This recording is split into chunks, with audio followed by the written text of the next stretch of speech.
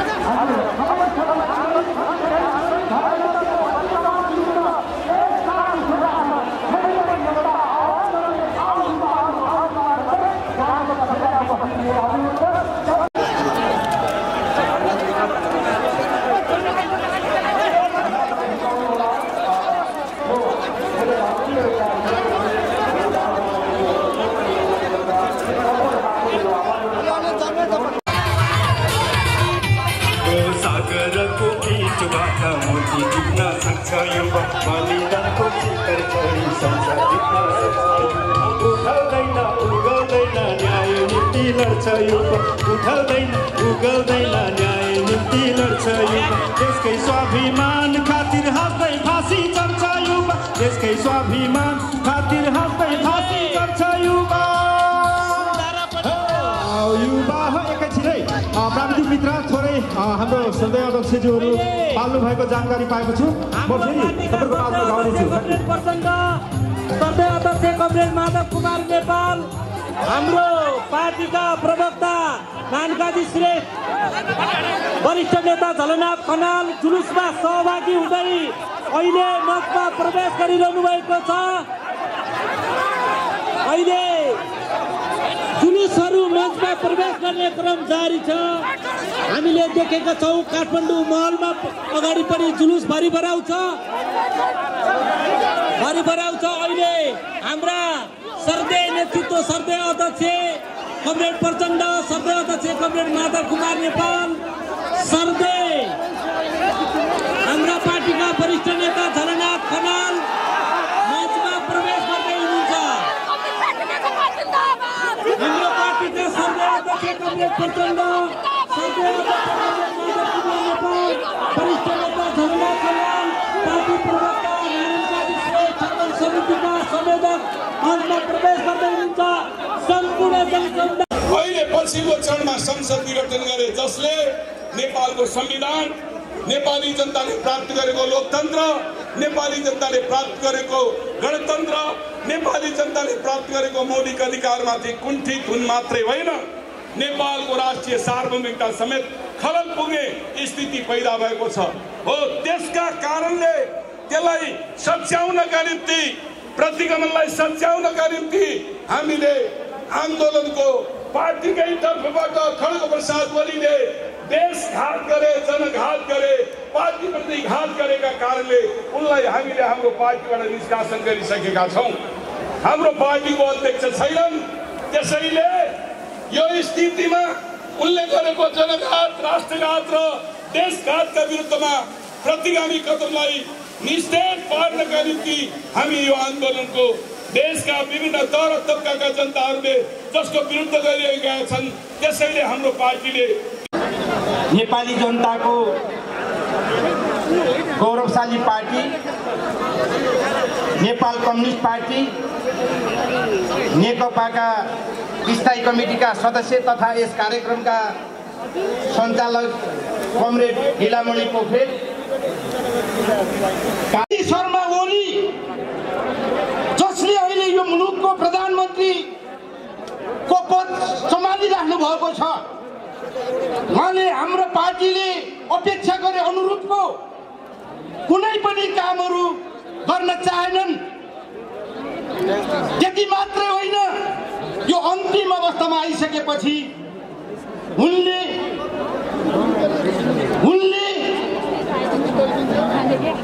आफूलाई हुँदै नभएको अधिकारको प्रयोग गरेको नाममा प्रतिनिधि सभाको विघटन गर्यो, संविधानलाई च्यातच्युत गर्ने काम गर्यो र लोकतन्त्रलाई धावा दिने काम गर्यो।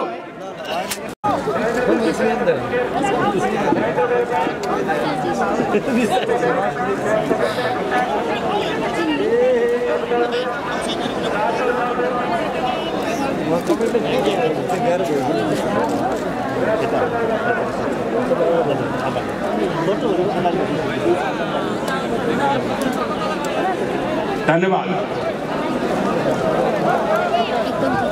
अब जुन ठाउँबाट राणाशाहीलाई अन्त्य गरेको थियो, यही भूमि हो जुन ठाउँबाट पञ्चायती तानाशाहीलाई अन्त्य गरेको थियो।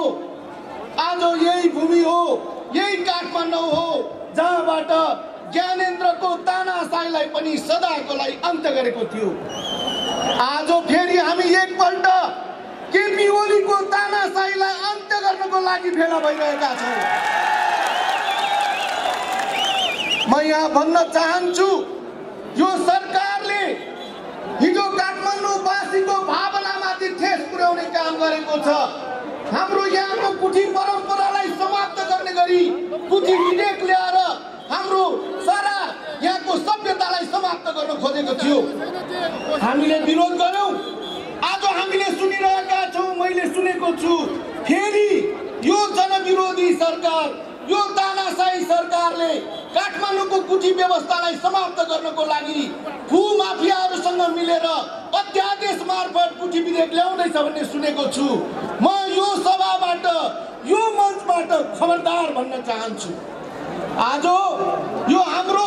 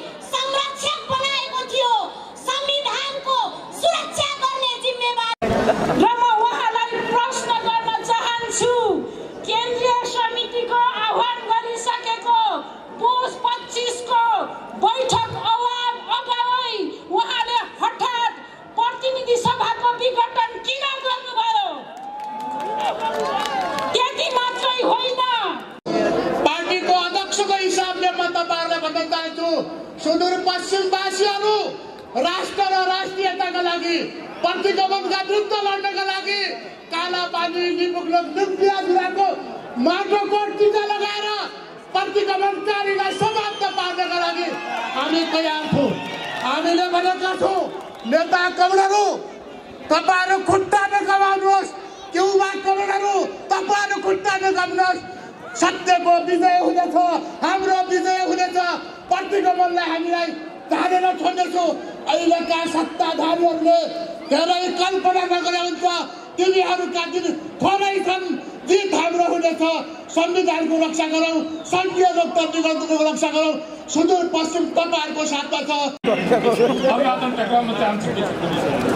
हामीले म यहाँहरूलाई यहाँ बीचमा मैले गरेँ आक्रमणको विरुद्धमा देशभरिका विभिन्न ठाउँबाट आउनुभएका आदरणीय जनसमुदायहरूलाई सर्वप्रथम म सम्बोधन गर्न चाहन्छु।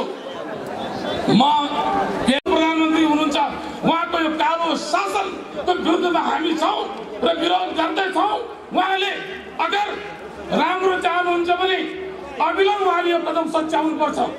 जसरी राजा ज्ञानेन्द्रले जनताको नासो जनतालाई फर्काएको थियो, ठीक त्यस्तै यो विशाल जनसागरको लागि सम्बोधन गर्न उहाँले आफूलाई पछि हट्नुपर्छ र आफूले गरेको गलत कामको उहाँले पश्चाताप गरेर यो जनतासँग माफी माग्नुपर्छ। व्यवस्थाभित्र हाम्रो रगत र पसिनाभित्र हजारौं शहीदको बलिदानभित्र हजारौं घाइते र बेपत्ता परिवारको बलिदानीभित्र प्राप्त गरेका यी उपलब्धिलाई एकै रातमा एउटा जङ्गी कागजी बादशाहले च्यातचुत पारेर संविधानको बर्खिलाफ गर्ने प्रणालीको विरुद्ध बोल्छौँ। हामी बोल्न जन्मेका हौँ, नागरिकको सार्वभौम अधिकारलाई रक्षा गर्न बोलेका हौँ। त्यसकारण आज हामी यहाँ छौँ। त्यसैले आज काठमाडौँको यो मध्य सडकका पेटीहरूमा छरपष्ट मानव सागरले भन्छ खड्गप्रसाद ओली कागजी बादशाह हुन्, ती ढलिसके अब अन्तिम घोषणा गर्न बाँकी छ। जब बादशाह या तानाशाहले आफ्नो कदलाई घटाउँदै जान्छन्, त्यति बेला राज्यको सम्पत्तिको दोहन गर्दै कागजका अग्ला कदका प्रतिमाहरू मात्रै होइन कुख्याचाहरू बनाउँछन्। खड्गप्रसाद ओलीले त्यही गरेका छन्। यो अधोगति हो। त्यसकारण यहाँ केही चार्जहरू छ हामीलाई बोल्न पाइँदैन भन्ने। कार्यकारी प्रधानमन्त्रीको एउटा कोठाको एसिस्टेन्ट जस्तै प्रधानमन्त्री या मन्त्री परिषदका निर्णयलाई खुसुक्क सहीसाब गर्ने सम्माननीय राष्ट्रपति, यो राष्ट्रपति सम्माननीय पद होइन संस्था, हाम्रो बलिदानीले प्राप्त संस्था हो, हाम्रो शिरमाथिको संस्था हो। तर त्यो संस्थाका विरुद्ध बोल्ने दुस्साहस गरेको छैन म। त्यो संस्थामा कुनै व्यक्तिले निर्वाचनको प्रक्रियाबाट गएर निरङ्कुशताको साक्षी बस्छ, त्यसको एउटा प्यादा बन्छ भन्ने त्यस्ता पात्रको विरुद्ध बोल्न पाइन्छ। कसले भन्छ बोल्न पाइँदैन? एउटा खलपात्रको विरुद्ध बोल्दै गर्दा कसले भन्छ यहाँ महिला अस्मिता मिचियो भनेर बोल्न पाइन्छ? महिला अस्मिता त त्यति बेला बलात्कृत भएको छ जहाँ भागीरथी भट्ट जस्तै, निर्मला पन्त जस्तै कलिला किशोरीहरू बालिकाहरू बलात्कृत र हत्या भएका छ। त्यति बेला महिला अस्मिता बेचिएको छ, बलात्कृत भएको छ, खण्डित भएको छ। त्यसकारण एउटा तानाशाह बन्दै गरेको एउटा अहङ्कारी, एक प्रकारको कसैलाई सबै कुराको सर्वज्ञानी अहङ्कारी सन्की प्रधानमन्त्रीको प्यादा बन्ने व्यक्तिका विरुद्ध बोल्न पाइन्छ। यहाँनिर महिला अस्मिताको प्रश्न आउँदैन, कुनै पनि पदमा लिङ्ग हुँदैन, त्यो सार्वजनिक पद हो, त्यसैले बोल्न पाइन्छ। आज केही 18 वर्षसम्म विद्या भण्डारीले प्राइभेट कम्पनी बनाएको एउटा अनेमा सङ्घ भन्ने संस्था छ, त्यसका सदस्यहरूले महिला अस्मिताको गफ गर्दैछन्। मलाई सुन्न हेर्न र समाचारहरूमा पढ्न मन छ। भागीरथीहरूका हत्याराहरूलाई कारबाही गर भनेर गृह मन्त्रालय पुगे कि पुगेनन् मलाई प्रश्न गर्न मन छ। र अर्को कुरा एउटा सानो निवेदन मात्रै गर्न चाहन्छु कि न्यायालयका बारेमा आज सर्वोच्च अदालतमा संसद विघटनको पक्षमा भइरहेका बहस सुन्दै गर्दा र आजको यो हाम्रो उपस्थिति देख्दै गर्दा संसद पुनः स्थापना नहुने कुरै छैन। यदि संसद पुनः स्थापना भएन भने त्यहाँ खड्गप्रसाद ओलीको पक्षबाट प्रतिवाद गरेका विद्वान अधिवक्ताहरूले भने जस्तै प्रधानमन्त्रीसँग एउटा अचम्मको अधिकार मात्रै हुनेछ जो कानुनमा संविधानमा लेखिएको हुने छैन। यो व्यवस्थाको हामी खिलाफमा छौँ र सर्वोच्च अदालतले कानुन सम्बद्ध संविधान सम्बद्ध फैसला गर्नेछ भन्ने कुराको हामीलाई विश्वास छ। उपस्थित भएका छौँ त्यो सन्दर्भ हामी अनुमान गरिरहेका थियौँ। केही पहिलेदेखि अनुमान गरिरहेका थियौँ कि केपी ओली जस्तो व्यक्ति यसले मुलुकलाई दुर्घटनाको दिशामा लग्छ भनेर म एकदम सुरुदेखि अनुमान गरिरहेको थिएँ। तर जे होस् हाम्रा लिडरहरूलाई विश्वास थियो कि होइन ठिकै होला भने मलाई पनि अब विश्वास नगरिकन त धर थिएन त मैले पनि चुप लगाएँ। तर जे मतलब घटना घट्यो त्यो घटना अवश्यम्भावी थियो। उहाँ सुरुदेखि उहाँ कुन प्रवृत्तिको मान्छे हो त्यो हामी सबैलाई थाहा छ। दुनियाँमा तानाशाहहरू जो मानिदिनुहोस् झुटलाई पलिस गरेर सत्यको दर्जासम्म पुर्याउने सामर्थ्य राख्छ तीमध्ये यी केपी ओली पनि एक हुन्। सत्यलाई डेन्टिङ पेन्टिङ गरेर के अरे झुटलाई डेन्टिङ पेन्टिङ गरेर सत्य हो कि भन्ने भान पार्ने ढङ्गले यिनको बोल्ने जुन तरिका थियो त्यसबारेमा म एक शब्द हिटलरको एउटा कथा भन्छु। हिटलरसँग देशलाई अस्थिरताबाट बेकल्ला खोजिराख्नु भएको छ। आज एउटा सङ्घी प्रधानमन्त्री सडकको भरमा गणतन्त्र मात्र खोज्नु हुँदैछ। खबरदार केपीजी, खबरदार। फेरि पनि एकपटक निरङ्कुशता र तानाशाहीलाई फेरि फर्काउन खोज्नु हुँदैछ। जनता जागिसके। अब वर्षालाई यो जनसागरले घोडाबाट छाड्नेछ। हामीले नेपाली जनताका अधिकारहरूलाई सुरक्षित गर्ने हाम्रो उद्देश्य हो र यो विशाल सभा आज यहाँ उपस्थित भइरहँदा म ती निरङ्कुशतावादी संविधान विरोधी गणतन्त्र विरोधीहरूलाई म यहाँबाट खबरदारी गर्न चाहन्छु, भन्न चाहन्छु यो जनताको आवाज सुनुन्। यिनीहरूले यदि जनताको आवाज सुन्दैनन् भने आज यहाँ भइरहेको शान्तिपूर्ण यो आन्दोलन केवल आवाज लिएर आएका जनता म भन्न सक्दैन कुन दिन विद्रोहमा उत्रिनेछन् र विद्रोह हुनेछ। यो जनताको विद्रोहले म यति भन्न सक्छु जनताको विद्रोहले यी सबै संहिता विरोधीहरूलाई, यी गणतन्त्र विरोधीहरूलाई, जनअधिकार विरोधीहरूलाई समाप्त पार्नेछ। यो परिस्थिति आउनेछ। पहिलो कुरा मेरो यही हो। कुनै परिक्रमा गरेको छैन, संसद विघटनको कुनै परिक्रमा गरेको छैन र केवल सरकार दिन नसकेको अवस्थामा मात्रै एउटा मात्रै विकल्प छ, अन्यथा संसद विघटनको परिक्रमा गरेको छैन। यो संसद भनेको संविधानको महत्त्वपूर्ण स्तम्भ हो, महत्त्वपूर्ण खम्बा हो। यो संसद भङ्ग गरियो भने यो संविधान विस्थापित हुन्छ, संविधान अपाङ्ग हुन्छ, संविधान कोमामा जान्छ। आज यतिखेर यो नेपालको संविधान कोमामा पुर्याएको अवस्था छ र यो संविधानलाई कोमामा पुर्याएर चाहिँ यतिखेर मनपरी तन्त्र सञ्चालन गरिरहेको छ केपी शर्मा ओलीले र केयरटेकर गभर्मेन्टमा गइसकेको काम चलाउ सरकारमा गइसकेको केपी शर्मा ओलीले तथा नामी रूपले संविधानहरूको नियुक्ति गरिरहेको छ।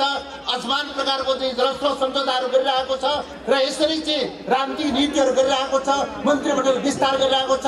अहिलेसम्मको इतिहासमा चाहिँ लोकतन्त्रको इतिहासमा काम चलाउमा परिणत भइसकेको चाहिँ कुनै पनि सरकारले चाहिँ राजनीतिक नियुक्तिहरू गर्न सक्दैन।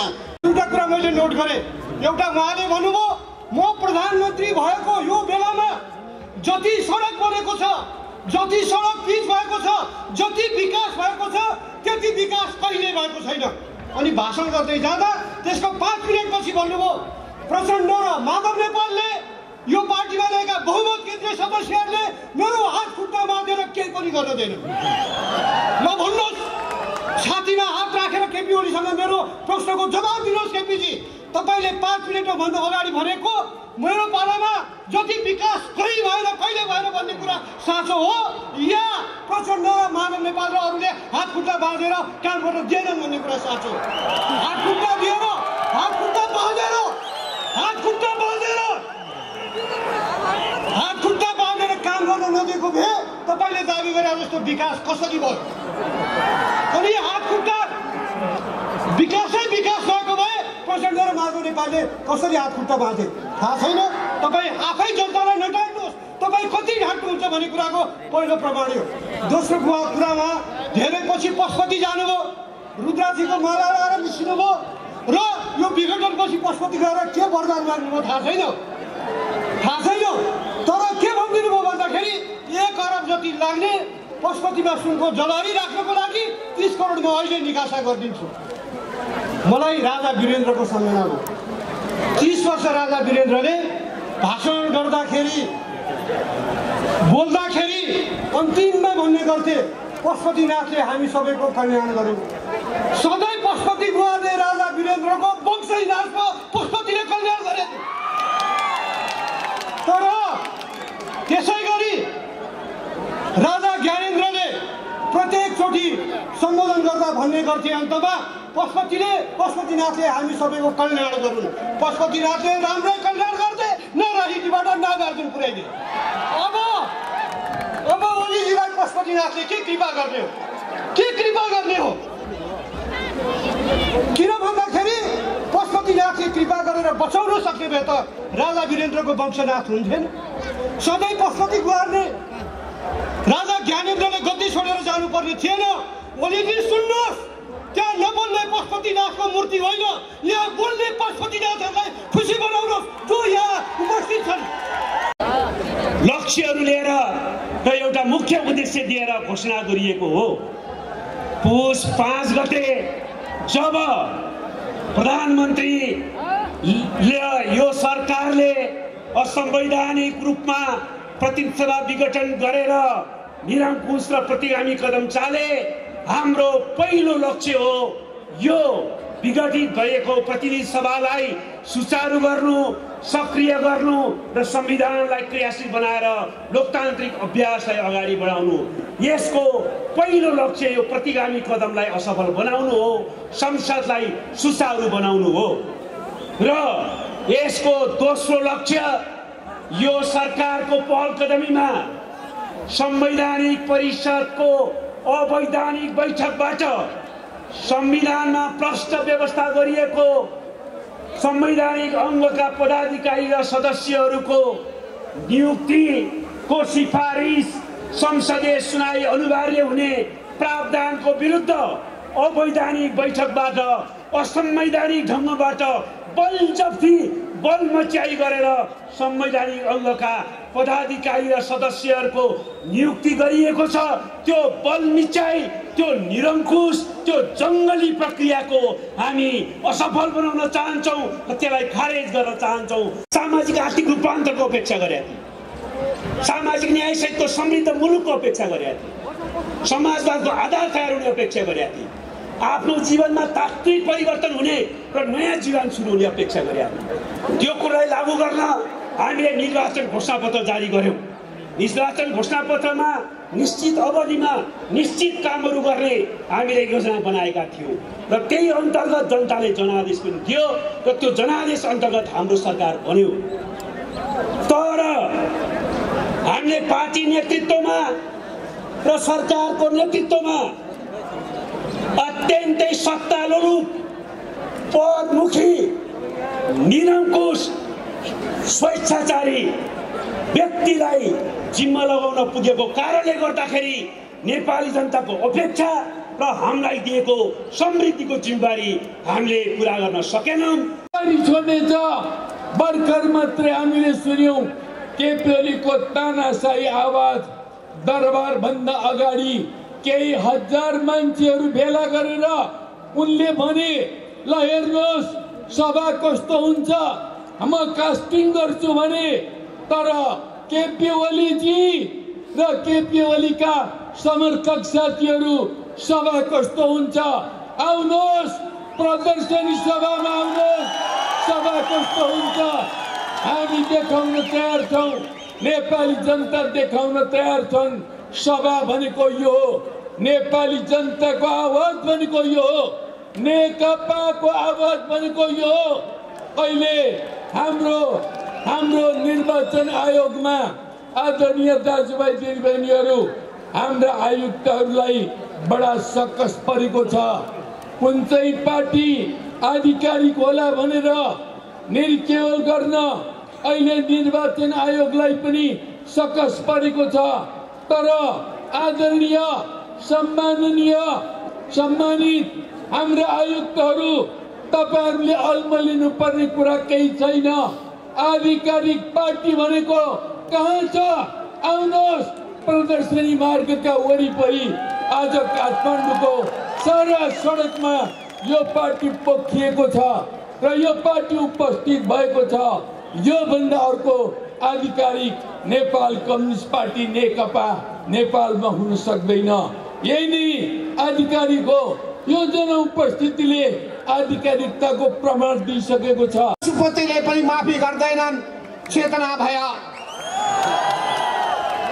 केपी ओलीलाई चेतना भया संविधान मिचिने मिसालाई लोकतन्त्रको हत्या गर्ने हत्यारालाई जनअधिकार कुल्चिनेहरूलाई र आफ्नो सिङ्गो शासनकालमा केपी ओलीको शासनकालमा भन्ने हो भने अहिलेसम्म 7170 नेपाली चेलीहरू बलात्कृत भएकी छन् ती बलात्कृत भएकी चेलीहरूको आत्माले के भनिरहेको छ भने ए ओली तिमीले कति जनालाई सजाय दिएका छौ ए प्रधानमन्त्री ओली तिमीले कति जनालाई अपराधीलाई जेलमा कोचेका छौ तिम्रो संवेदनहीनतालाई देख्दाखेरि यत्रो जिल्लामा घटिरहेको यस्तो बलात्कारका घटनाप्रति तिम्रो असंवेदनशीलतालाई देख्दाखेरि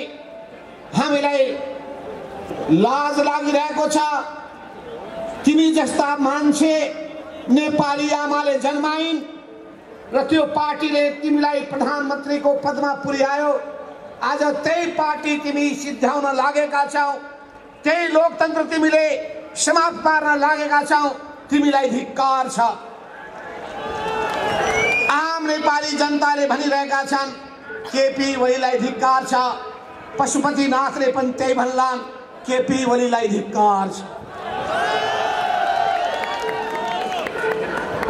उनको त्यो पाप बत्ती बालेर त्यतिकै कसैले पनि धोइ पखाली गर्न सक्दैन म आज मदन भण्डारीले भनेको कुरालाई सम्झिरहेको छु उहाँले के भन्नुभएको थियो थाहा छ एउटा भाषणमा अरूहरूलाई उहाँले चर्चा गर्नुभएको थियो धराराबाट हेर्दाखेरि देखिने ती अरूको के चर्चा गर्ने ओलीले आयोजना गरेको सभा हामीले आयोजना गरेको सभालाई हेर्दाखेरि धराराबाट हेर्नु पर्ने हुन्छ केपी ओलीसँग केही हजार मान्छे बाहेक यत्रो सरकारी साधन खर्च गर्दा पनि सारा भ्रष्टाचारका रकमहरू खर्च गर्दाखेरि पनि अनि मान्छेलाई भाडामा ल्याउँदा पनि बिचराहरूको सभा यति सानो भएछ सिंगै ओली समूह निराश भएको छ न्याय दिनका लागि हो पार्टीलाई गतिशील बनाउनका लागि हो पार्टीमा योग्य सक्षम व्यक्तिहरूलाई अगाडि बढ्ने मौका दिनका लागि हो नयाँ पुस्ताहरू तयार भइरहनु भएको छ नयाँ पुस्तालाई हामी त्यो नेतृत्व बिस्तारै हस्तान्तरण पनि गर्नेछौँ तपाईहरुको योग्यता तपाईहरुको क्षमतालाई हामीले पनि देखिरहेका छौँ यो सिंगो भवसागर जसरी ओर्लिएको छ हाम्रो पार्टीका सबै ठाउँका कमिटीहरू जसरी क्रियाशील हुनु भएको छ यस बीचमा हामीले एकताका कतिपय कामहरू पूरा गर्न सकेका छैनौं त्यो पनि हामी छिटै पूरा गर्नेछौँ र सिङ्गो पार्टीलाई हामी पार्टीलाई विधानसम्मत ढङ्गले पार्टीलाई विधिसम्मत ढङ्गले अगाडि बढाउने हामी तपाईहरुका सामु फेरि पनि प्रतिबद्धता व्यक्त गर्न चाहन्छौं।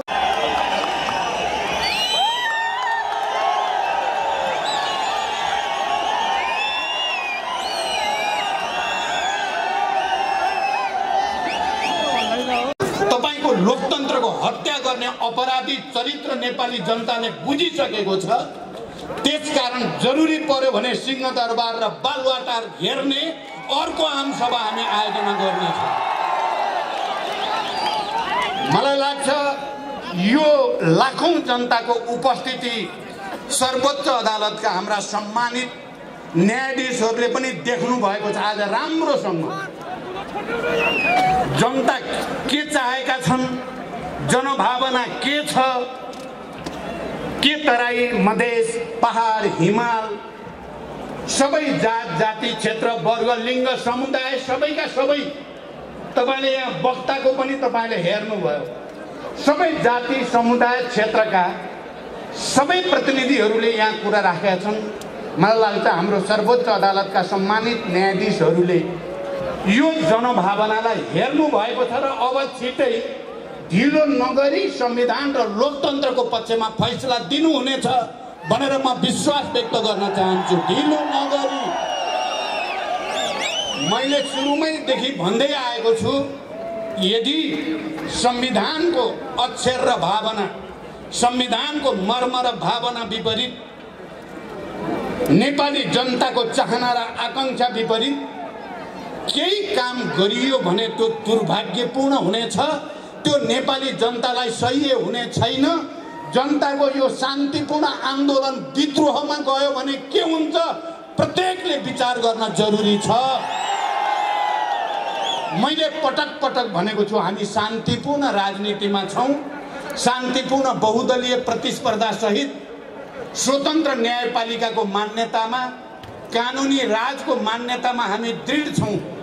संवैधानिक व्यवस्था अन्तर्गत जाने कमिटमेन्टका साथ हामीले यो संविधान निर्माण गरेका हौं। यो संविधान निर्माण गर्दा हामीले 2004 सालमा राणाहरूले बनाएको संविधानदेखि त्यसपछिका तमाम संविधानहरूको अनुभवबाट शिक्षा लिएर नेपालको लागि कस्तो संविधान बनायो भने राजनैतिक स्थायित्व र विकास समृद्धि सबै जनताको हित हुन्छ भन्ने कुरालाई विचार गरेर बनाइएको संविधान हो। त्यस भयो यो राष्ट्रका विरुद्ध, जनताका विरुद्ध तपाईले अझै पनि अलिकति आफूलाई ठाउँ राख्ने हो भने तुरुन्तै राजीनामा दिनुहोस् र पश्चाताप गरेर वक्तव्य निकाल्नुहोस्। तपाईलाई अलिकति ठाउँ नेपाली जनताले दिन सक्छ। तपाई अझै मूर्खता गर्नेमा हुनुहुन्छ मलाई थाहा छ। तपाई अझै निरङ्कुशतातिर जानेमा हुनुहुन्छ मलाई थाहा छ। तर तपाई जति जान्नुहुन्छ, अघि साथीहरूले भनिसक्नुभयो, तपाई त आजकल जनताको शरणमा भन्दा भगवानको शरणमा जानु भएको छ। यहाँ साथीहरूले बडो सुन्दर ढङ्गले भन्नुभयो। म ती सबै साथीहरूलाई पनि धन्यवाद भन्न चाहन्छु। हाम्रो भगवान जीवित मान्छे नेपाली जनता हाम्रा भगवान हुन्। हामी तपाईहरुको शरणमा छौं। हामी जनताको धार्मिक आस्थाप्रति हाम्रो सम्मान छ। सबै धर्म सम्प्रदाय र त्यसमा आस्था गर्ने जनताप्रति हाम्रो सम्मान छ। केपीजीले अस्ति एउटा सभामा भन्नुभयो, मैले राम मन्दिर बनाउने भनेको छु, मैले अयोध्या बनाउने भनेको छु, यो प्रचण्ड बोल्दै बोल्दैन भनेर उहाँले भन्नुभयो। चितवनको मेरै निर्वाचन क्षेत्रमा उहाँलाई राम मन्दिर बनाउने भन्ने छ र मन्दिरको यहाँ एउटा स्ट्याचु बनाइ पनि सक्नुभयो अरे। मेरो चुनौती के छ केपीजीलाई भने, तपाई साँच्चै चितवनको माडीमा मेरो निर्वाचन क्षेत्रमा राम मन्दिर र अयोध्या स्थापित गर्नेमा हो भने सबभन्दा पहिला पुरातात्विक अन्वेषण गर्न पर्यो, अनुसन्धान गर्न पर्यो, प्रमाणित गर्नु। म जति खुसी कोही हुँदैन। मेरै निर्वाचन क्षेत्रमा एउटा धार्मिक पर्यटकीय स्थल बन्छ भने सबभन्दा खुसी म किन नहुने? त्यहाँको जनताको जीवन स्तर, त्यहाँ अयोध्या बनेर, त्यहाँ राम मन्दिर बनेर त्यहाँको जनताको जीवन उठ्छ भने म विरोधमा जान्छु त। तर तपाईं जस्तो ठग, तपाईंको नाटक, तपाईको नाटक सबभन्दा नजिकबाट यो 3 वर्षमा मैले चिने तपाईलाई। तपाईका नाटक के नगर्छन्, तपाईले कसरी ठग्नुहुन्छ भन्ने मैले देखेँ। त्यसकारण मेरो चुनौती तपाईँ त्यहाँ पुरातात्विक अनुसन्धान गराउनुहोस्, प्रमाणित गर्नुहोस् यो अयोध्या यही हो, राम जन्मेको यही हो, प्रमाणित गर्नेतिर एक सिनको उहाँले काम गर्नुभएको छैन। अनि प्रचण्डलाई चुनौती दिने भनेर भन्नुभएको छ। तपाईँ गल्ती गर्नुभयो केपीजी, तपाईले ठुलो गल्ती गर्नुभयो। माधवजीलाई अपमानित गरेर, झलनाथजीलाई अपमानित गरेर 50औं वर्ष तपाईसँग काम गरेका नेताहरू र अरू कार्यकर्तालाई अपमानित गरेर तपाईले ब्लन्डर गर्नुभयो। हेर्नुहोस्, भनिने हो भने मैले हिजो मात्रै माधवजीलाई भने हामी अब सबै शान्तिपूर्ण प्रतिस्पर्धाको राजनीति गर्ने भएर आएका छौँ। कोही उनले भनेका छन् माधवजीलाई चाहिँ प्रचण्डको कार्यकर्ता भए माधव र झलनाथ भनिदिएको छ। मैले भने होइन, प्रचण्ड माधवको कार्यकर्ता भएको भनिदिनुहोस् न भने मैले। किनभने मेरो समकक्षी नेताहरूको जीवनमा अब यो देशलाई सुन्दर, शान्त, विशाल, विकसित, समृद्ध बनाउनु बाहेक हाम्रो अर्को कुनै सपना छँदै छैन, हुनै सक्दैन। म तपाईँ लाखौं जनताको अगाडि उभिएर यो प्रतिज्ञा गर्न चाहन्छु, बाँकी रहेको जीवन प्रधानमन्त्रीको निम्ति होइन, मन्त्रीको निम्ति होइन, कुर्सीको निम्ति होइन, यो देशको गरिमा र जनताको हितको निम्ति समर्पित गर्ने प्रतिज्ञा तपाईहरुले गर्नु। हाम्रा संवैधानिक निकायले यो कुरा राम्रोसँग बुझुन्। केपीको डर, धाक, धम्की मैले आज मात्रै सुने। निर्वाचन आयोगलाई हिजो गएर खबरदार तिमीहरूले यो 30 दिन कट्यो, काइते कुरा, यस्तो काइते कुरा गर्ने केपी गरेर धम्क्याउनु भएछ र निर्वाचन आयोग चाहिँ अलिकति आएका कोही मान्छे खै के हो अलिक बढी नभन्नु होइन भन्यो भने फेरि बिग्रिने हो कि। तर लक्षण निर्वाचन आयोगले गतिलो देखाएको चाहिँ छैन है। निर्वाचन आयोग 70% केन्द्रीय समिति एकातिर हुँदा हुँदै हामीले सुरुमै गएर भने हो नि हामी हो है केन्द्रीय समिति, हामी हो पार्टी। 30 दिन के 10 दिन पनि पुगेको छैन हामी जाँदा। अनि त्यसलाई हिसाब नगर्ने केपी ओलीले गएर धम्क्याउने बित्तिकै त्यसैलाई मात्रै हिसाब गर्नुभयो भने तपाईको खुट्टी पनि देख्छ नेपालले। सजिलो नठान्नु होला, कसैले सजिलो नठाने हुन्छ। नेपाली जनतालाई हेप्ने गल्ती कसैले नगरे हुन्छ। यो जनता 21औं शताब्दीको नेपाली जनता हो जसले 250 वर्ष पुरानो सामन्ती शासनलाई ढालेर फालिदियो। त्यो जनता हो यो। यी नेताहरू तिनै नेता हुन्, केपी ओली होइन। 250 वर्ष पुरानो सामन्ती शासन फाल्ने केपी ओली होइन, माधव नेपाल, प्रचण्ड, झलनाथ लगायतको यो नेताको टिम हो। यो सत्य कुरा हो, यही हो टिम। खेला चाहिँ कसैले नठाने हुन्छ। संवैधानिक निकायमा पुगेका मान्छेले खेला चाहिँ ठानिदियो भने देशले दुःख पाउँछ, जनताले दुःख पाउँछन्। जनतालाई देशलाई दुःख दिने गल्ती कसैले गर्न हुँदैन। आज यो लाखौं जनताको यो आवाजलाई सबैले, मलाई त विश्वास छ फेरि हुन त मैले बोल्दाखेरि अपमान भयो पनि मैले कहिले अपमान गरेको छैन। अदालतप्रति भरोसा छ भनेछु, आज पनि भनेको छु, छिटो गरिदेऊ भनेको छु। गर्ने त्यही हो, छिटो गर। निर्वाचन आयोग खुट्टा नकमाऊ।